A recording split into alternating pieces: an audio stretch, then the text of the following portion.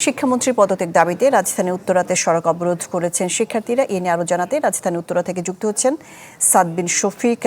সাদ, শিক্ষার্থীরা তো মনে হচ্ছে এখনো রাস্তায় আছেন এবং গাড়ি আটকে আছে। সরকারের পক্ষ থেকে দায়িত্বশীল কেউ কি তাদের সাথে কথা বলার চেষ্টা করেছেন কিনা?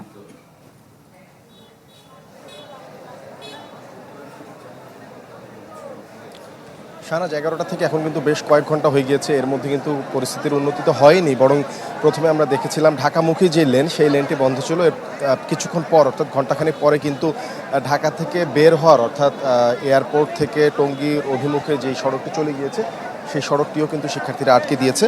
এতে কিন্তু যেটি হয়েছে, আজকে একটি সাপ্তাহিক কর্মদিবস এবং এটি একটি খুবই ভাইটাল রুট। ঢাকার বাইরে বিভিন্ন গন্তব্যে যাওয়ার জন্য কিন্তু এই সড়কটি ব্যবহার হয়। তারা কিন্তু বেশ দুর্ভোগে পড়েছে যারা যাত্রীরা আছেন।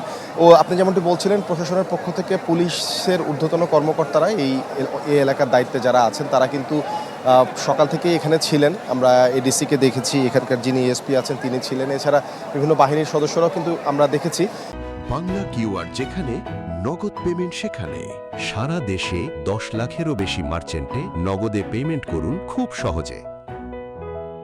কিন্তু কাজের কাজ কিন্তু এখন পর্যন্ত খুব একটা হয়নি। তারা শিক্ষার্থীদের নিবৃত্ত করে শান্তিপূর্ণভাবে সড়ক থেকে সরিয়ে সড়কে যান চলাচল স্বাভাবিক করার চেষ্টা করেছেন, কিন্তু আসলে খুব একটা ফল হয়নি।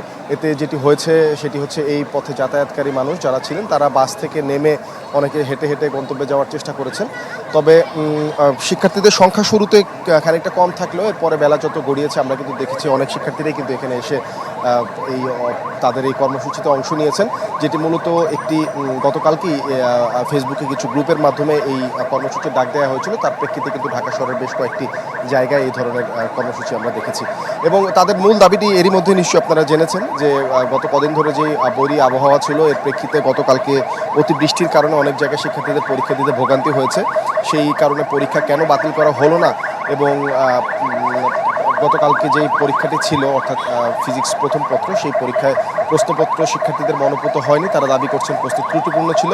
মূলত এই দুটি ইস্যু নিয়েই তারা বলছেন যে শিক্ষামন্ত্রীর সিদ্ধান্ত সঠিক ছিল না এবং এর প্রেক্ষিতে তারা শিক্ষামন্ত্রীর পদত্যাগ চান। তবে এই যেই অচলাবস্থা এই মুহূর্তে এই উত্তরা 6 নম্বর সেক্টরের সামনে চলছে, যেই কারণে আসলে উত্তরার এই অংশ দিয়ে দুপাশে যান চলাচল বন্ধ। এর ফলে যেটি হয়েছে, আশপাশে যেসব ছোট সড়ক আছে ছোট সড়কে কিন্তু আমরা শুনেছি অসহনীয় যানজট তৈরি হয়েছে, কারণ ছোট ছোট উত্তরার হাউজিংয়ের ভেতর দিয়ে যে সড়কগুলো সেই সড়ক দিয়ে কিন্তু যান চলাচল করার চেষ্টা করছেন অনেকে, যাদের জরুরি যাতায়াতের প্রেক্ষিতে।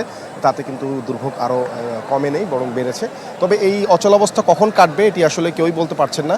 কয়েকবার পুলিশ তাদেরকে বোঝাতে এসেছিলেন, তারা স্লোগানে পুলিশদের সেখান থেকে সরিয়ে দিয়েছেন। খুব বেশি একটা ফল তাতে হয়নি, এ কথা কিন্তু বলা যাচ্ছে। সব মিলিয়ে চেষ্টা চলছে যে পরিস্থিতি যত দ্রুত উত্তরণ ঘটানো যায় এবং এই সড়কটি যান চলাচলের জন্য উন্মুক্ত করে দেওয়া যায়।